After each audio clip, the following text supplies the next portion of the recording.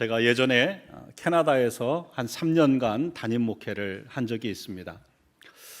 캐나다라는 나라의 정치 제도는 의회 민주주의와 그리고 입헌 군주제를 함께 도용하고 있습니다.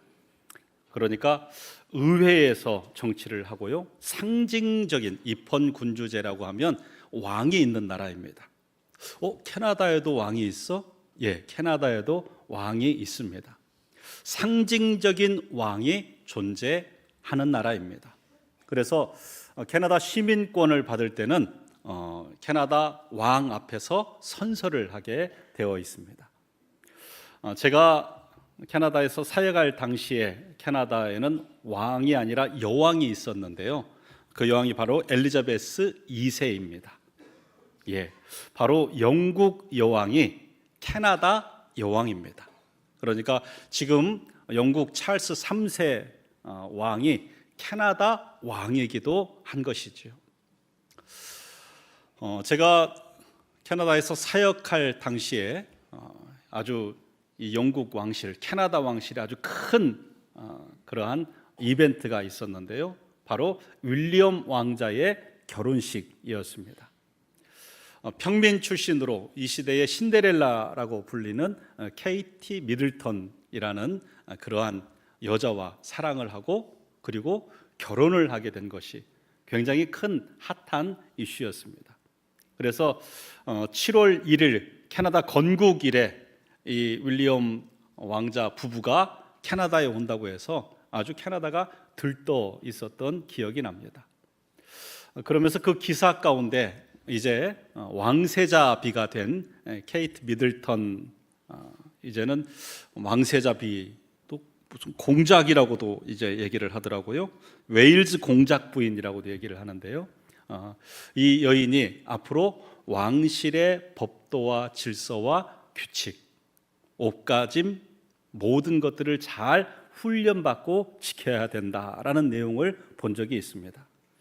영국 왕실에 법도가 있고요, 왕실 나름대로의 규칙이 있습니다.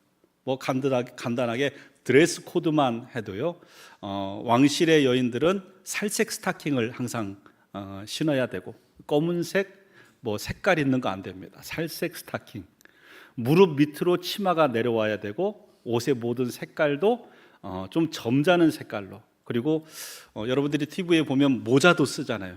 그게 이제 드레스 코드입니다. 모자도 써야 되고, 옷만 해도 그런데 그 위에 부수적으로 왕실 가문에 지켜야 할 그러한 규칙들을 지키며 살아야 되는 것입니다.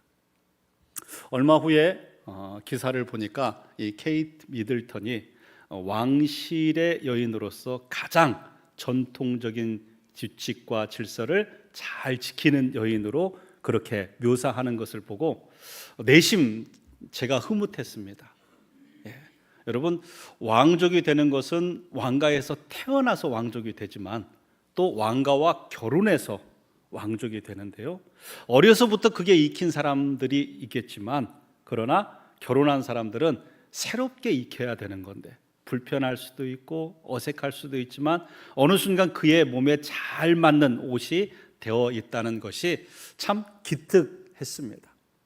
그러면서 저 자신을 돌아봤습니다. 내가 하나님의 자녀로서, 하나님 나라의 로얄 패밀리로서 합당하게 살고 있는가? 여러분, 저와 여러분은 원래 죄의 종이었습니다. 그러나 예수 그리스도의 이름으로 구원받고 하나님의 자녀가 되었습니다. 요한복음 1장 12절 말씀에 영접하는 자, 곧 그 이름을 믿는 자들에게는 하나님의 자녀가 되는 권세를 주셨다고 말씀합니다. 저와 여러분이 하나님의 자녀인 줄 믿습니다. 하나님 나라의 로얄 패밀리가 된 것입니다. 하나님의 자녀들은 하나님의 자녀답게 살아야 되는 삶을 요구받습니다. 예, 하나님의 자녀로서의 우리가 살아야 할 삶의 모습이 있는 것입니다. 구원에 세 가지 단계가 있습니다. 첫 번째 단계는 의화입니다. 우리가 예수 그리스도를 믿으면 그 믿음으로 의롭다고 인정을 받습니다. 완전히 의롭게 된 게 아니라 우린 여전히 우리가 너무 잘 알지요. 내가 예수 믿고 있지만 내 안에 죄성은 여전히 있습니다. 그러나 하나님이 보실 때 예수 그리스도의 보혈이 우리의 죄를 덮기 때문에 하나님이 우리를 의롭다고 인정해 주시는 거예요. 이게 첫 번째 단계 의화입니다. 예수 그리스도를 믿음으로 단번에 이루어지는 단계입니다. 그 다음 단계가 성화의 단계입니다. 앞서 말씀드렸듯이 우리는 구원받았지만 우리의 죄성은 여전히 남아 있습니다. 이 끊임없이 내 안에 있는 죄성과 싸우는 삶, 이것이 바로 성화의 단계입니다. 그리고 우리가 그 싸움을 마치는 이 땅의 삶이 다 끝나는 날 하나님이 우리를 영화롭게 하여 주십니다.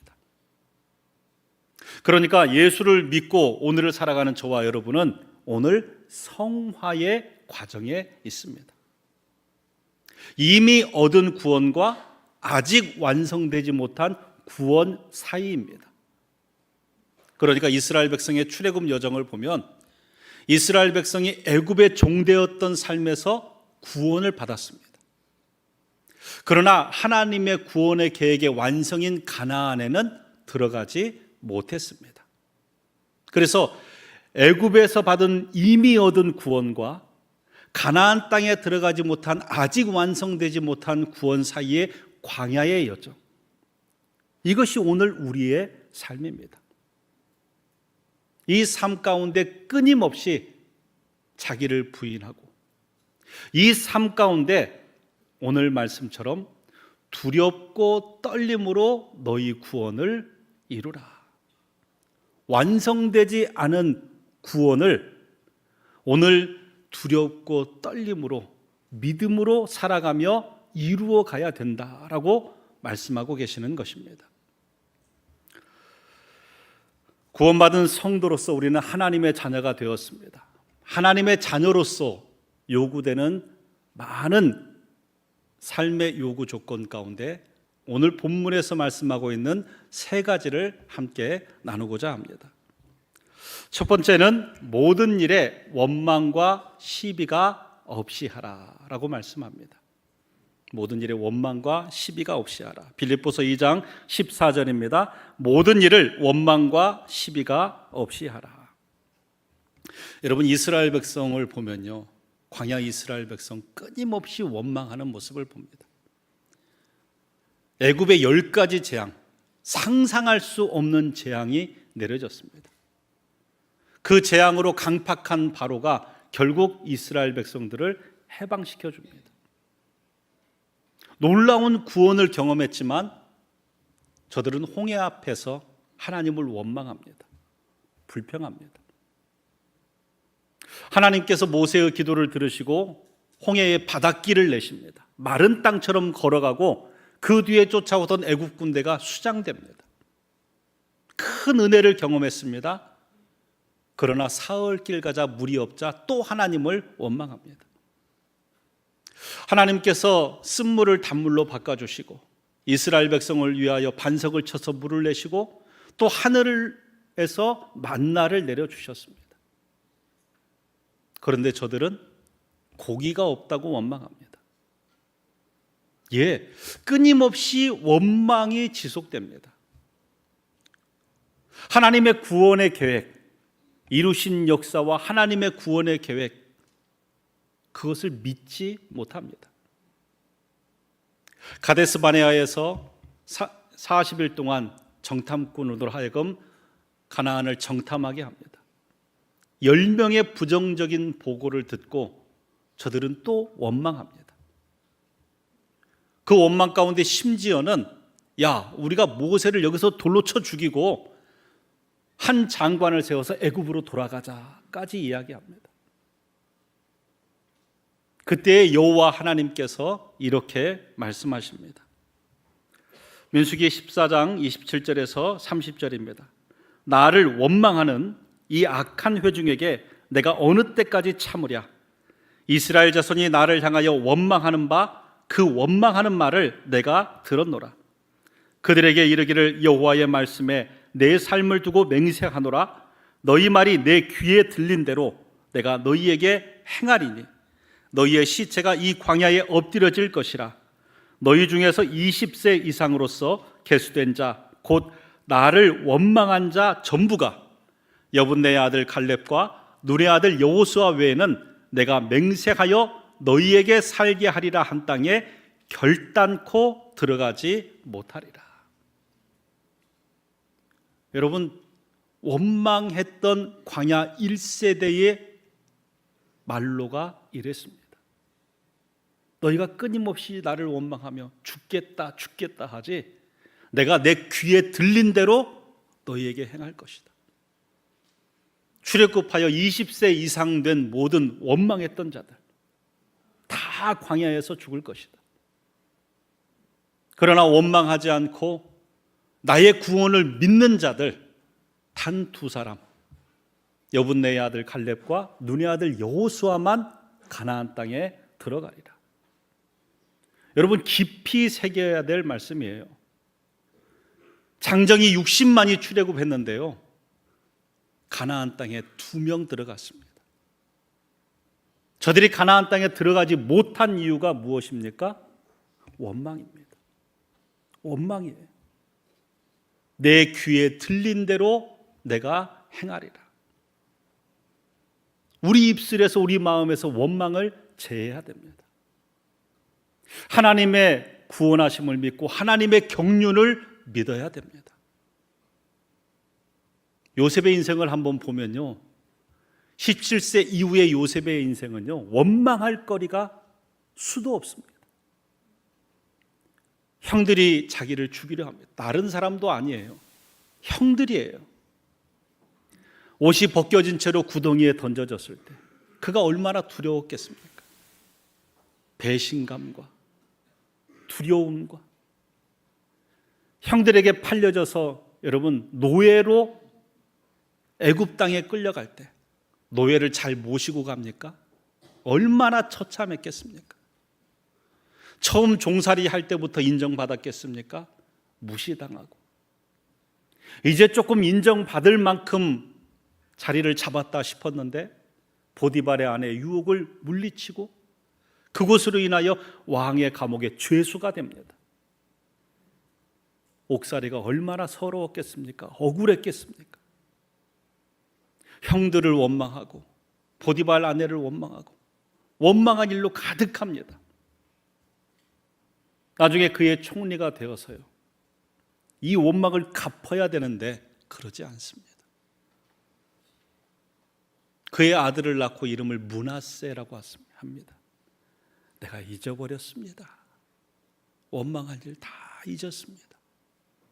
잊어버림의 은혜예요. 므낫세는 에브라임 창성, 하나님이 나를 창설케 하실 겁니다.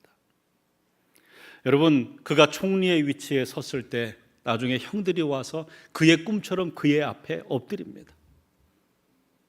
지나간 시간이 주마등처럼 흘러가서 원망하고 분노하고 그러지 않습니다.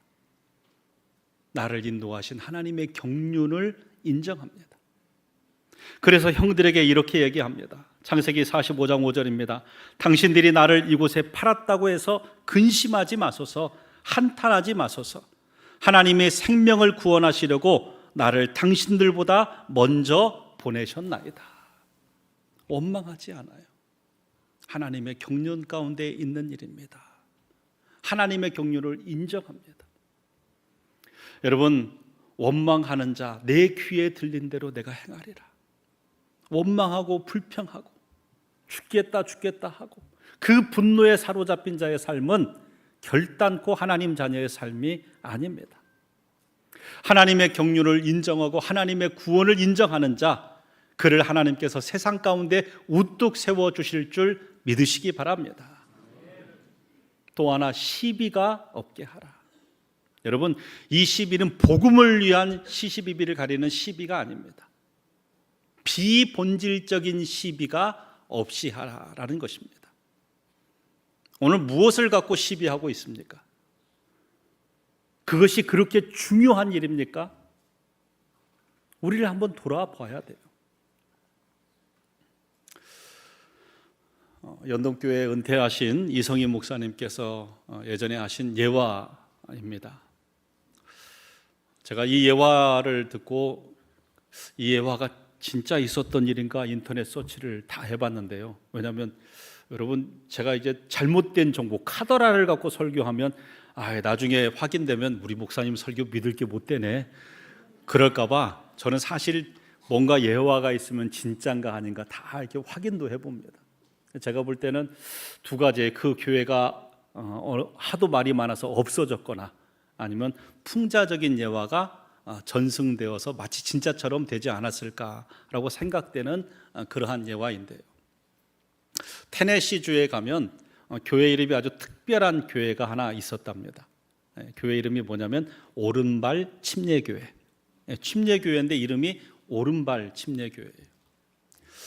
교회가 그렇게 이름을 짓게 된 배경이 있습니다. 원래는 그 근처에 있던 한 교회에서 목사님께서 1년에 한 번씩 세족식을 행하셨습니다. 우리 교회는 1년에 한 4번 정도 성찬식을 행하는데요, 대부분의 교회가 주님이 제정하셨기에 성찬 예식은 행합니다. 세족 예식은 사실은 여러 가지 어려움이 많아서 행하기는 어렵습니다. 그런데 이 교회에서 1년에 한 번씩 세족식을 행했던 것입니다. 세족식을 행하면 발을 씻김 당하는 분은 의자에 앉아 있고, 세족식을 행하는 목사님은 그 앞에서 무릎을 꿇고 세족을 행하는 거죠. 주님의 겸손한 섬김을 닮아가야 된다라는 의미의 세족 의식입니다. 일반적으로 사람들이 오른손잡이가 많지 않습니까? 목사님도 오른손잡이여서 자연스럽게 세족을 행하면 오른손으로 앉아있는 분의 왼발을 먼저 씻기고, 그 다음에 오른발을 씻기고, 그리고 두 발을 잡고 기도를 하시고 세족을 마치시는데, 성도들 사이에 어느 순간 해가 지나면서 질문들이 생겼습니다. 왜 우리 목사님은 꼭 왼발 먼저 씻겨주실까? 오른발 먼저 씻기면 어떨까? 이런저런 이야기 가운데 선임 집사님, 그쪽은 이제 장로님이, 물론 이제 한국 침례교에서는 장로님들도 이제 계시지만 침례교 전통은 집사님이거든요. 선임 대표하는 집사님이 목사님께 얘기를 했습니다. 목사님, 세족식에 꼭 그렇게 왼발부터 씻기십니까? 오른발부터 씻기시면 또 어떻습니까? 목사님께서는 그게 뭐 성서적인 것도 아니고 그냥 그걸 흘려 보냈습니다.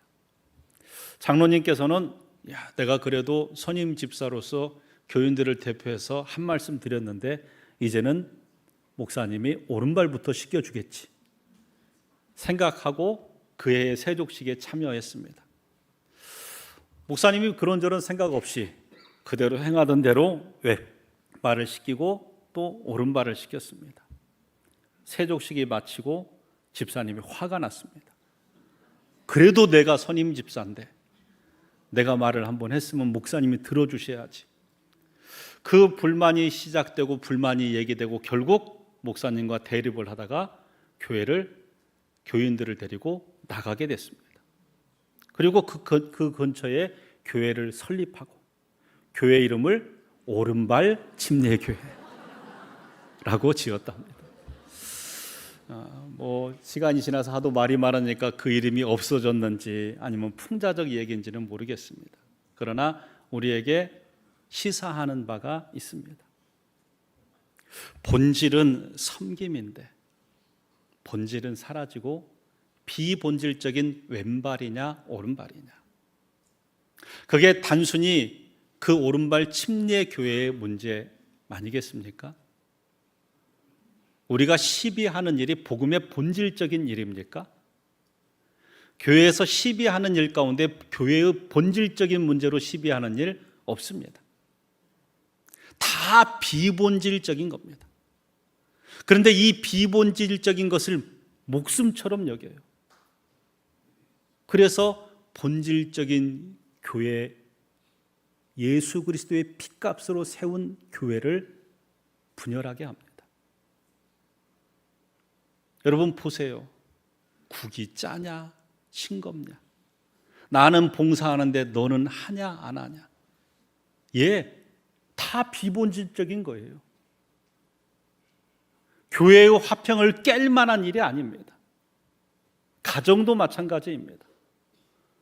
부부가 시비하는 일이 그렇게 생명같이 중요한 일입니까? 아니요. 사실 별거 아니에요. 지나고 보면 웃으면서 지나갈 수 있는 일이에요. 그런데 작은 감정 하나로 목숨을 걸고 싸웁니다. 오늘 여러분 마음에 시비를 따주고 싶은 일을 한번 생각해 보세요. 그게 그렇게 중요한 일입니까? 그게 관계를 해칠 만큼 중요한 일입니까? 아닙니다. 그냥 넘어가세요. 그냥 넘어가도 되는 일입니다. 모든 일에 원망과 시비가 없게 하라. 이게 하나님의 자녀, 왕 같은 제사장으로서의 우리의 삶의 모습이어야 될 줄 믿습니다.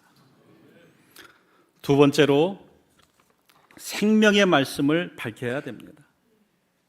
빌립보서 2장 16절 말씀입니다. 생명의 말씀을 밝혀 나의 다름질이 헛되지 아니하고 수고도 헛되지 아니하므로 그리스도의 날에 내가 자랑할 것이 있게 하려 함이라. 생명의 말씀은 예수 그리스도의 복음을 의미합니다. 밝혀라, 지켜내고 드러내라 라는 의미가 있습니다.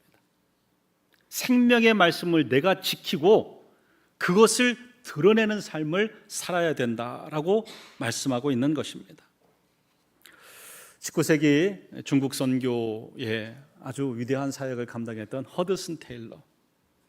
여러분, 선교 사역을 감당하면 나가서 복음 전하는 일을 많이 해야 될 것 같지만 허드슨 테일러의 일상 중에 가장 많은 시간, 가장 중요하게 여기는 것은 그가 말씀을 읽고 기도하는 일이었습니다.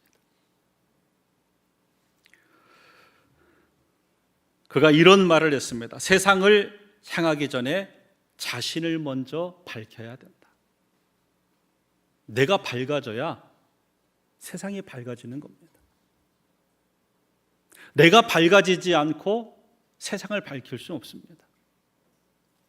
먼저 밝아져야 되는 것은 나입니다. 말씀으로 기도로 내가 밝아져야만 나를 통하여 세상이 밝아지는 겁니다.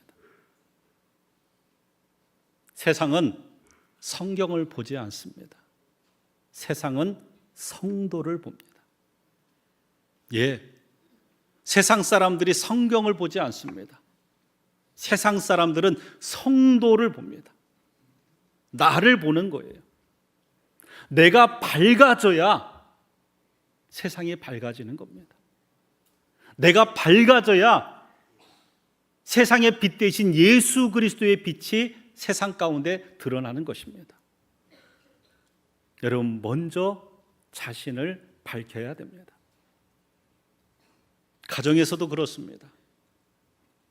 내가 밝아져야 내 자녀들이 밝아집니다.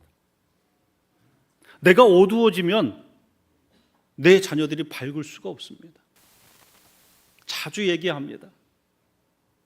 여러분, 부모님이 교회 갔다 오면 교회가 어쩌네 저쩌네, 목사가 어쩌네, 장로가 어쩌네, 교회 생활이 어쩌네.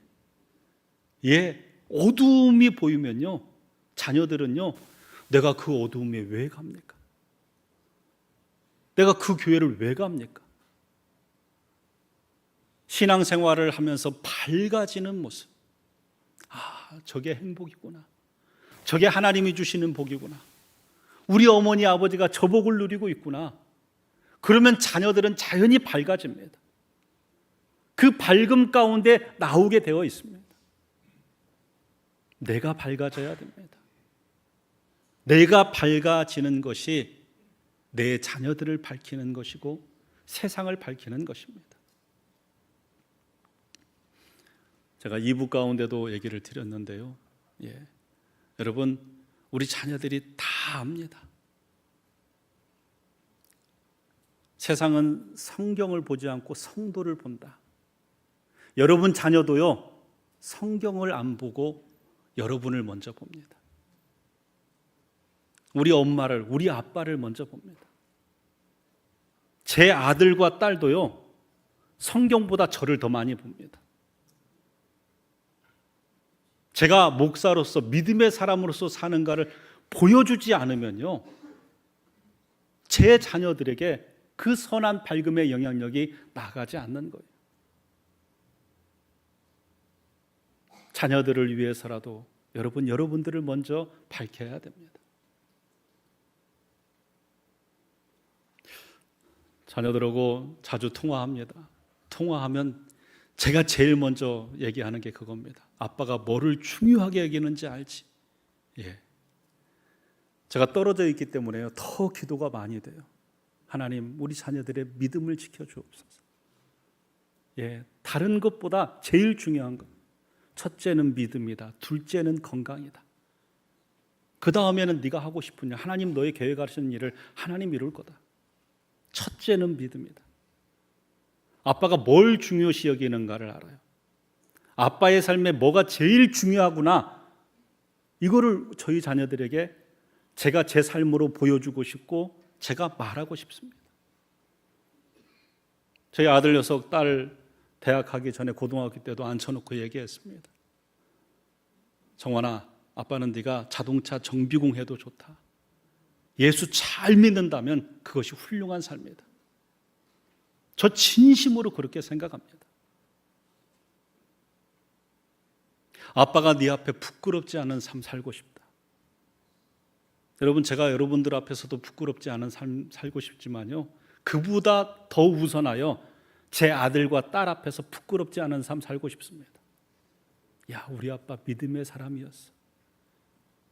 제가 세상을 떠난 다음에 저를 그렇게 기억해 준다면 그것보다 더한 복이 어디 있습니까?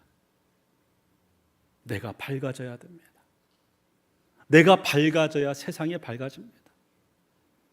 세상은 성경을 보지 않습니다. 여러분 자녀 성경을 보지 않습니다. 여러분을 봅니다.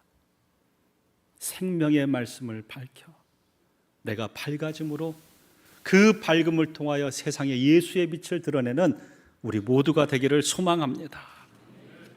마지막으로 희생과 헌신을 기뻐하는 삶을 살아야 됩니다. 빌립보서 2장 17절입니다. 만일 너희 믿음의 제물과 섬김 위에 내가 나를 전제로 드릴지라도 나는 기뻐하고 너희 무리와 함께 기뻐하리니. 여러분, 이 빌립보, 우리가 읽은 성경 말씀은 빌립보서인데요, 빌립보서의 별명이 있습니다. 기쁨의 서신, 희락의 복음이라고 얘기합니다. 그런데 역설적이게도요, 빌립보는요, 바울의 옥중 서신 가운데 하나입니다. 바울이 로마 감옥에 갇힌 상태에서 빌립보 교회에 보내는 편지예요. 몸은 옥 안에 갇혀 있습니다. 그것도 일반적인 죄를 지은 게 아니에요. 예수 생명을 전하다 옥 안에 갇혀 있습니다. 그러나 빌립보 교인들에게 얘기합니다. 내가 기뻐한다. 내가 기뻐한다.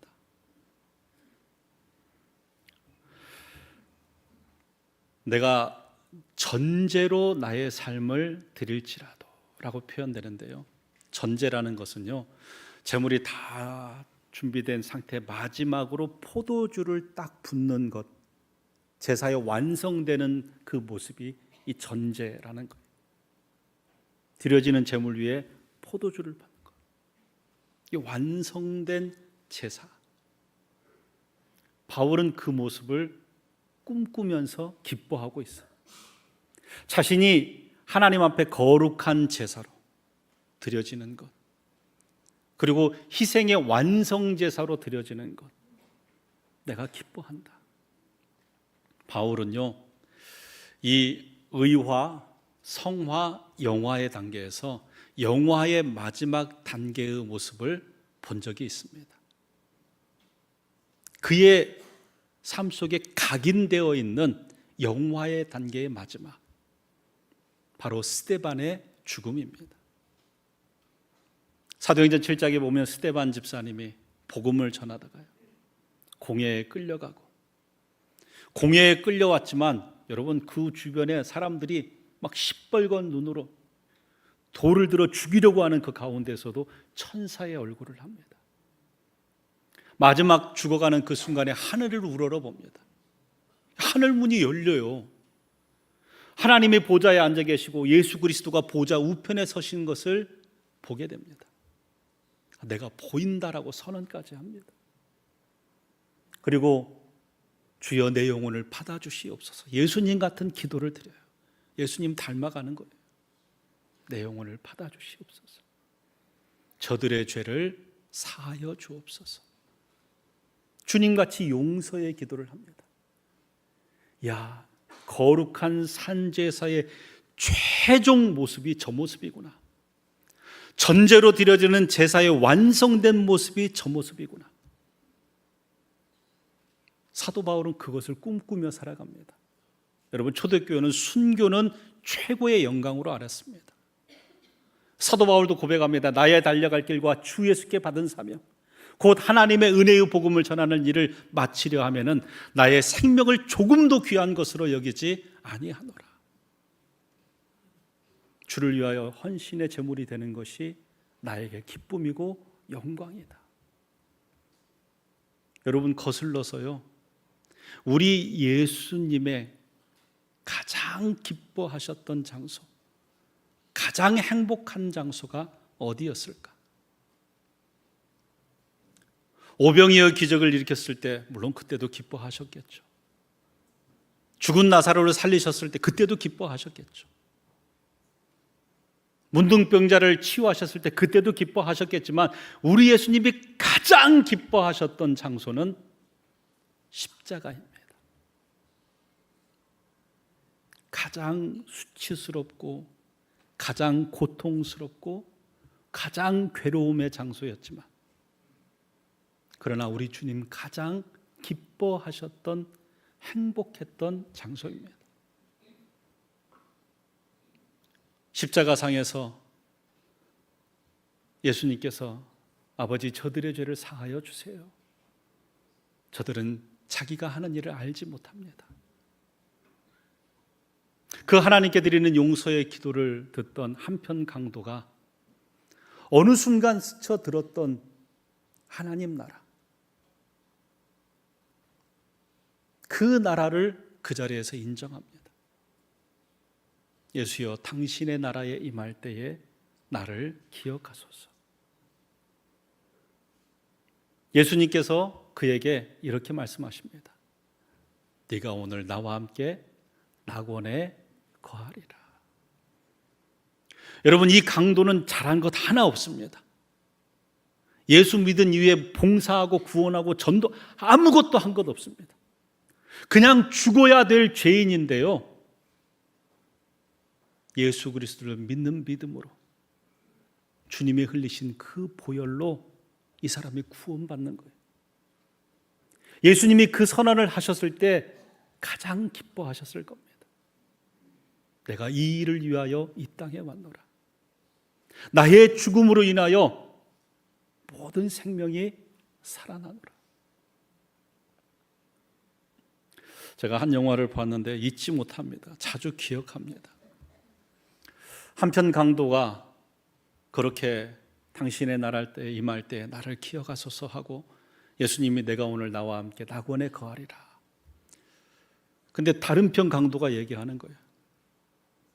예수여, 저 사람이 어떤 사람인 줄 압니까? 저 사람이 어떤 죄를 범한 사람인 줄 압니까?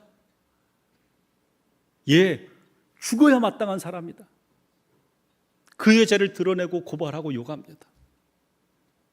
그런데 주님께서 그 얘기를 들으시고 그 한편 강도를 바라보시고 다시 그를 바라보시면서 말은 안 하셨는데 고개를 끄덕거리세요. 안다. 다 안다. 내가 안다. 그러나 예수의 보혈로 씻어지지 않을 죄가 없는 줄 믿습니다. 주홍 같은 죄, 진홍 같은 죄, 예수의 보혈이 우리를 씻기는 줄 믿습니다. 예수님이 그것으로 인하여 행복하셨어요. 제가 좋아하는 윤동주 시인의 십자가라는 시가 있습니다. 읽어드립니다.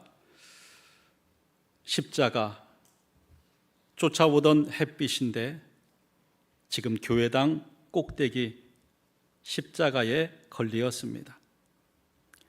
첨탑이 저렇게도 높은데 어떻게 올라갈 수 있을까요? 종소리도 들려오지 않는데 휘파람이나 불며 서성거리다가 괴로웠던 사나이 행복한 예수 그리스도에게처럼 십자가가 허락된다면 모가지를 들이우고 꽃처럼 피어나는 피를 어두워가는 하늘 밑에 조용히 흘리겠습니다. 윤동주는요 참 기가 막히게 표현을 해요.